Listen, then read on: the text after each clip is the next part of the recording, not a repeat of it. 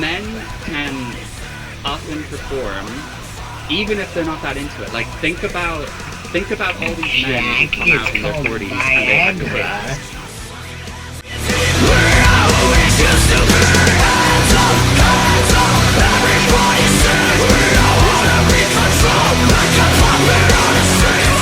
It's literally the trans community that's doing it. Yeah, and it's not just indoctrination, it's... They're trying to give those kids who feel ostracized a lot of gay people, especially younger people, or even people around my age, there's nothing wrong with that.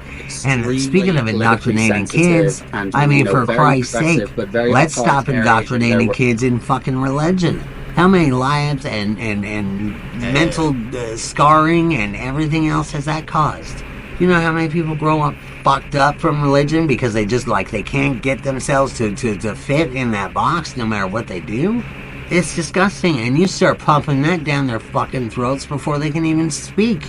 Taking your babies to church and shit. It's getting in their ears. You know what you're doing. But then you want to, like, fucking, like, run to the hill crying like a Vilda Haya or some shit to the fucking highest top that people will listen. You know? Don't tell people how to raise their kids. That's what you'd say if somebody said, hey, stop telling your kid about Jesus. That's stupid. You know? Let your kid decide for when he's older. No, they'd fucking uncork themselves. They'd go all fucking Old Testament on you. That's the thing. I mean, they're full of hate, too. The only reason that with gay, lesbian, the LGBTQIA+, trans, all of that stuff, the only reason that they hate that so much is because they're deep down, I think they're pretty fucking jealous. Okay? Because they're deep down, they all want some shit like that. But they repress themselves, and think that they're gonna just pray the gay away and pray that shit away. You know? And it's sick. It's disgusting. And look at all the damage that causes. All the psychological trauma that now, as adults, they have to sort of navigate and deal with and filter and put somewhere. You know? Because their whole life they just never could fit in. The churches, it just doesn't make sense. But, and then also, you ostracize them from community. I mean, you're very insidious. Honestly, Christians are very insidious people. And that's why I cannot stand Christianity as a whole. I'm not going to condemn you as a person, because I get that most people still, to this day, for whatever reason, believe in Sky Daddy and his fucking years-old religion that really is just stolen from... And everybody knows this shit now. And still... they're like, yeah, no, well, I still think they nailed it. Because there's one page I really like.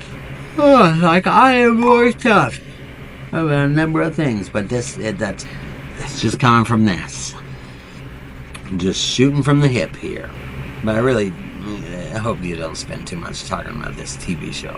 Worldview?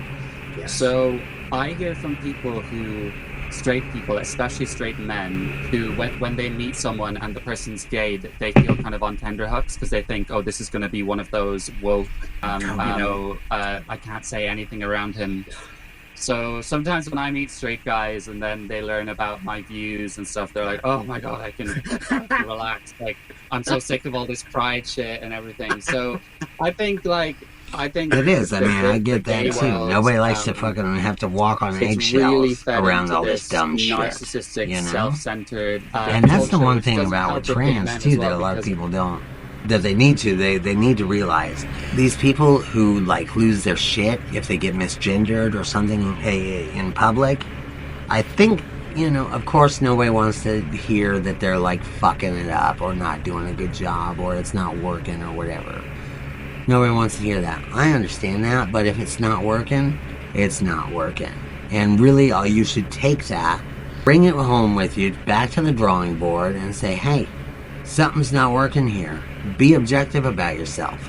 And I've gotten kicked out of more of these trans groups, like the support groups and shit online, because, you know, and you'll see these 70-year-olds that say, hey, I'm finally getting to be me. Like, my wife just died of, like, 50 years and blah, blah, blah. And so, you know, all of this latent shit that I've been holding on to and didn't have an outlet for. Now I'm going to do it. And they're 70 years old. They've never once even tried to put on eyeliner. And they go out and they buy some cheap makeup, or maybe they use their dead wives' stuff. Probably that. More than likely that. I'm not going to go to no store and buy a bunch of that shit and check out, go through the checkout lane with all that.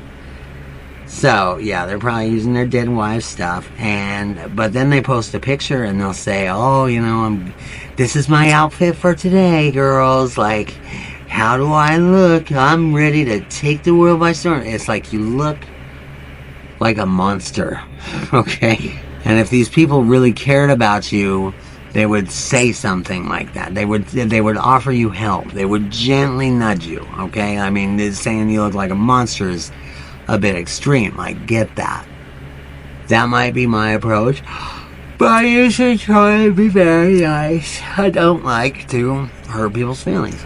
So, but at the same time, this world will skewer you, especially if you look like that. I mean, because let's face it, that is the archetypal sort of, when they're making fun of trans in a show or in any sort of like reference, that's kind of the image that comes to mind, of the guy that didn't shave. He's got the hairy knuckles and the Adam's apple, and it's not good.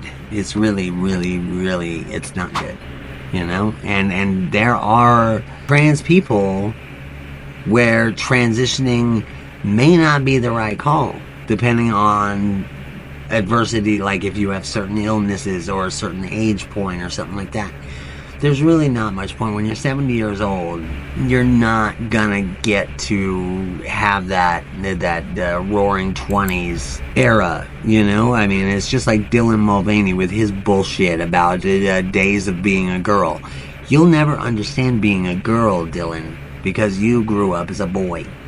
I mean, and these are simple things, and I don't think these are any of this is anything new at this point.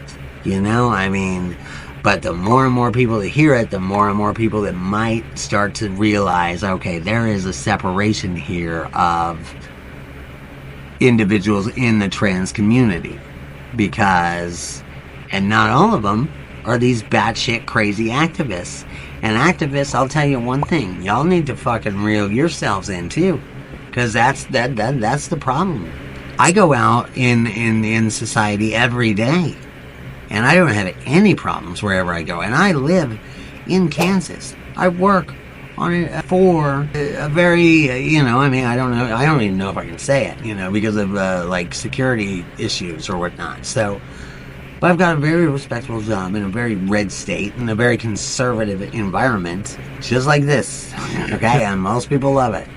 But it's also because I treat people with respect. I'm approachable, I'm easy to talk to, I'm friendly, and I don't look like a hot mess. I don't look ridiculous. I mean, for lack of a better term, and I'm sorry, like, I mean, some of you guys, if you've never put on makeup, or it's been 20-some years since you did last put on makeup, let's face it, you're probably going to be a little rusty. You're probably going to need a little bit of practice, okay? So don't think that you're going to nail it your first time. There are times, even still, to this day, I've had to redo my makeup, and I've been doing it for years.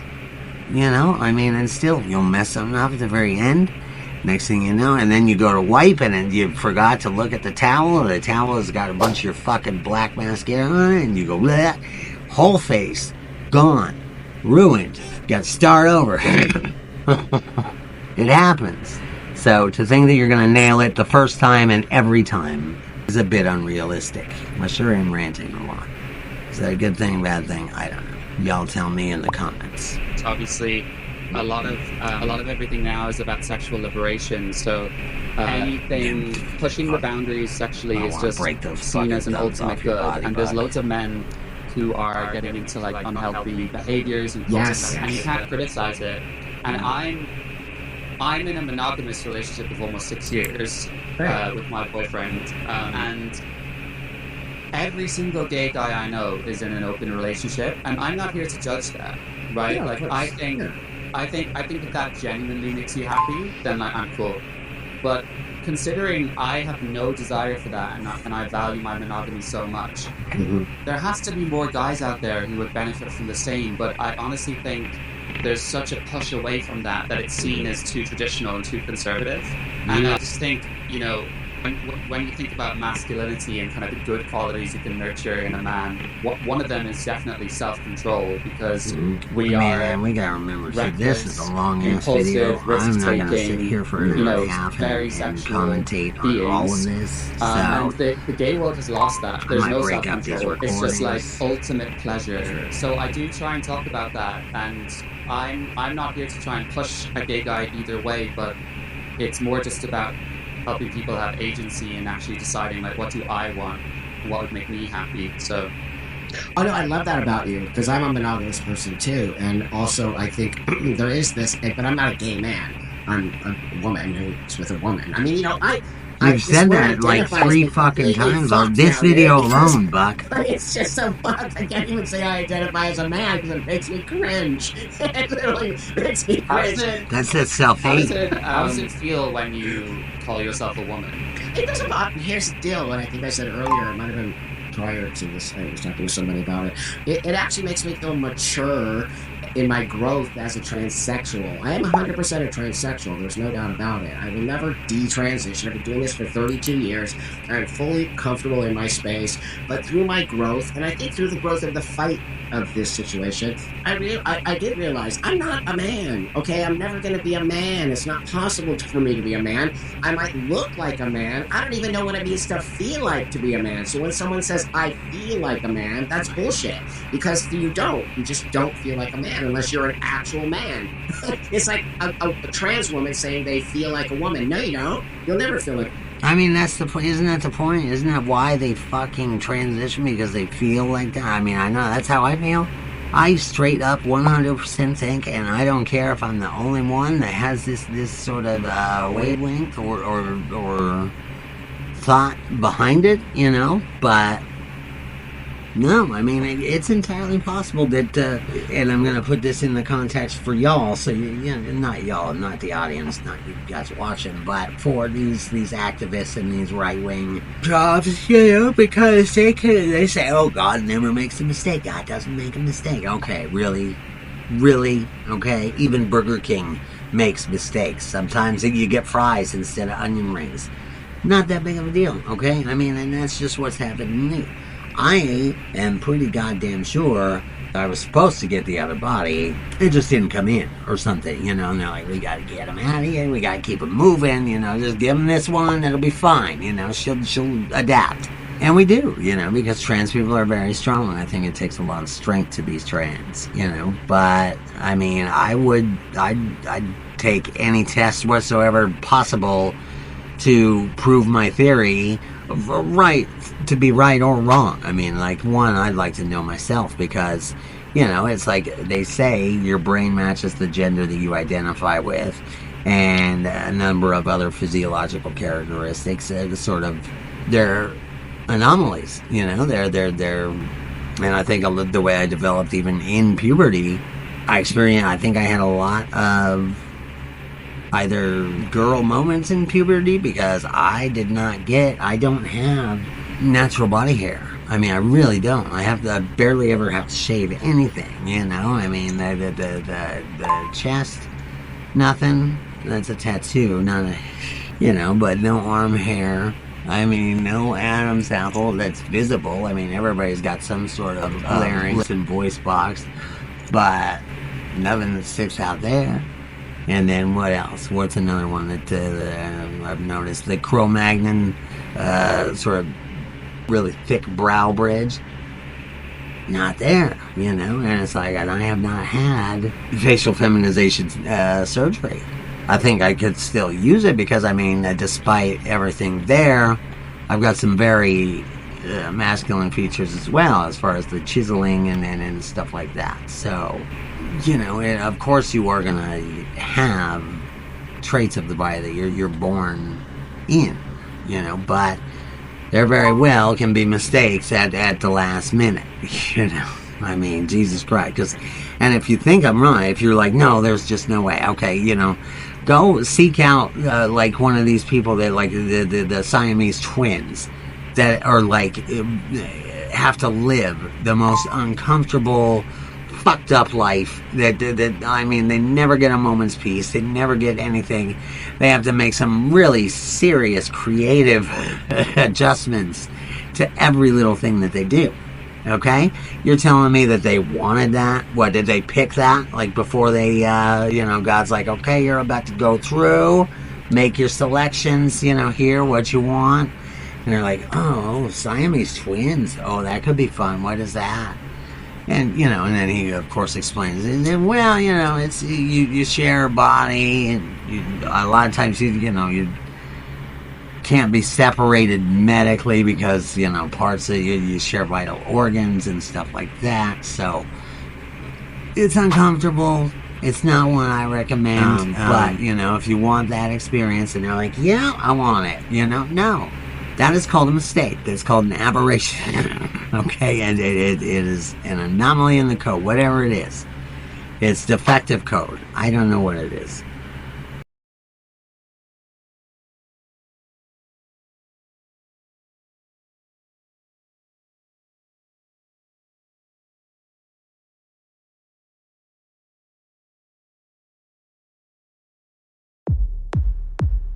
Turning up like you always do. Head to toe covered in tattoos. Sooner or later you're gonna come loose. What the fuck you